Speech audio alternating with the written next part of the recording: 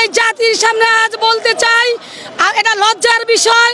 আমি আমার বাচ্চা তখন ছোট, একদিন একটা ফার্মের মুরগি কিনেছিলাম বাচ্চাকে খাওয়ানোর জন্য, আজ থেকে 20 বছর আগে। সেই ফার্মের মুরগির গন্ধ নাকে বয়ে আমার আজও বেড়ায়। তাই আমি কিন্তু একটা প্রাইমারি স্কুলের টিচার হয়ে একটা দেশি মুরগি কিনে খেতে আমি আজও পারিনি। বাবা ইলিশ মাছ খাবো, আমার কাছে 1 টাকাও নেই। আমি আমার ছেলেকে বললাম, বাবা ইলিশ মাছ বাজারে উঠে নাই। পরের দিন আমার ছেলে আবার বললো, বাবা ইলিশ মাছ খাবো। একটা পাঙ্কাশ মাছ এনে দিয়েছি আমার ছেলেকে, বলছি বাবা খাও তুমি এটা ইলিশ মাছ। আমার ওয়াইফ আমাকে বললো, এতদিন ধরে ঘরে বসে রয়েছে, একদিন আমাকে ঘুরতে নিয়ে যাও।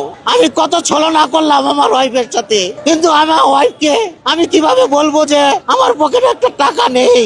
তখন সে আমার মানি ব্যাগ দিল, গিয়ে দেখলো আমার পকেটে মাত্র 80 টাকা আছে।